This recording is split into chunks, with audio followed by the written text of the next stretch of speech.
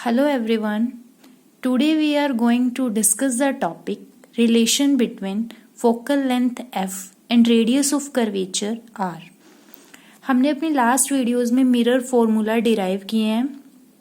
हम लास्ट में एक रिजल्ट यूज करते थे, r को 2f इक्वल पुट करते थे. जितने भी हमने मिरर फॉर्मूला डिराइव किए हैं for concave mirror, for convex mirror, सब में हमने लास्ट में r की जगह 2f पुट किया हुआ है. ठीक है, तो उनके बीच में कुछ रिलेशन है r और f के बीच में, इसीलिए हम वहाँ पे पुट करते थे. तो वो आज हम डिराइव करते हैं, relation between f and r. First हम कनकेव मिरर के लिए करेंगे, सेकंड कन्वेक्स मिरर के लिए करेंगे. ठीक है, सो लेट स्टार्ट. सबसे पहले हम क्या करेंगे, कनकेव मिरर के लिए कर रहे हैं तो एक कनकेव मिरर लेंगे.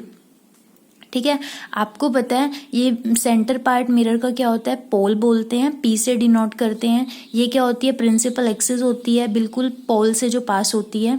ठीक है, आपको पता है अगर ये मैं स्फेयर को ऐसे पूरा करूं इसे, तो यहाँ पे कुछ सेंटर होगा, इसका इस तरफ सेंटर बनेगा, और आपको पता है सेंटर और पोल के बीच में क्या होता है, फोकस होता है.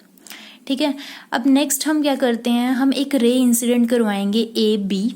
ठीक है, parallel to the principal axis. ये प्रिंसिपल एक्सिस है आपकी. ठीक है, इसके पैरेलल हमने एक रे इंसिडेंट करवाई है ए बी. जब भी आप रे इंसिडेंट करवाते हो मिरर के ऊपर तो क्या होता है, रिफ्लेक्शन होती है. ठीक है, तो वो क्या हो जाएगा, सेम मीडियम में जो रे होती है, लाइट होती है, वो क्या हो जाती है, रिफ्लेक्ट बैक हो जाती है. तो हमने ए बी रे इंसिडेंट करवाई मिरर के ऊपर, वो क्या हुई, उसी मीडियम में क्या होगी, रिफ्लेक्ट बैक हो गई. ठीक है, और वो कहाँ से पास होके जाती है, फोकस से पास होके जाती है. ठीक है, अब हम क्या करेंगे, ये जो हमारा सेंटर है सी, हम क्या करेंगे, सी और बी को ज्वाइन करेंगे. ठीक है, तो ये क्या करेगा, ये जो सी अगर हम सेंटर से ज्वाइन करवाते हैं मिरर के ऊपर लाइन को, तो वो क्या करता है, एज अ नॉर्मल बिहेव करता है. ठीक है, अगर ये नॉर्मल है तो ये जो इंसिडेंट रे है नॉर्मल के साथ क्या बनाएगी, एंगल आई बनाएगी, और जो ये रिफ्लेक्टेड रे है ये नॉर्मल के साथ एंगल बनाएगी आर. ठीक है, so let start the derivation. आपको पता है according to reflection phenomena I is equal to किसके होता है, आर के. लॉ ऑफ रिफ्लेक्शन है आपके. ठीक है, तो फर्स्ट हमने लिख दिया angle I equals to angle R by law of reflection. अब आपको पता है अगर ये एंगल आई है तो ये एंगल भी तो क्या होगा, आई होगा, क्योंकि आपको पता है ये जो ऐसे अगर हम दो पैरेलल लाइन लेते हैं और अगर हम क्या करते हैं ऐसे लाइन लगाते हैं, ये ट्रांसवर्सल होती है.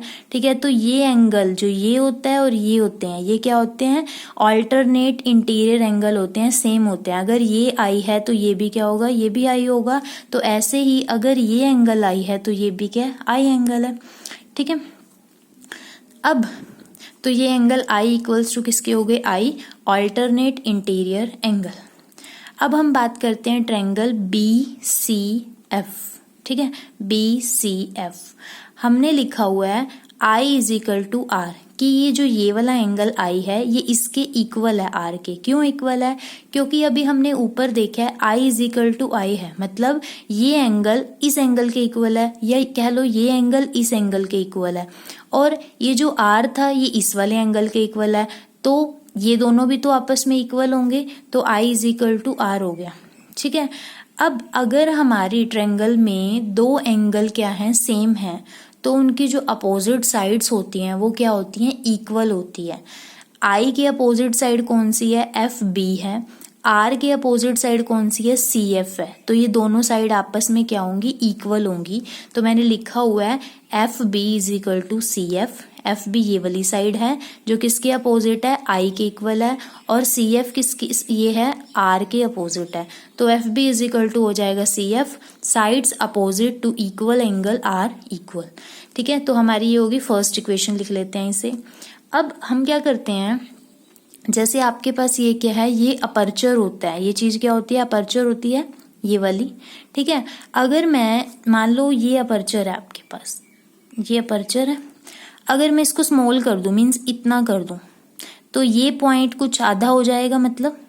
ठीक है, मीन्स कहने का मतलब क्या है, अगर ये जो डायमीटर है मेरा बी पी, ठीक है, इसको मैं स्मॉल कर दूं तो ये जो बी पॉइंट है कुछ यहाँ पे लाई करेगा. ठीक है, यहाँ पे मतलब P के पास ही लाई करेगा।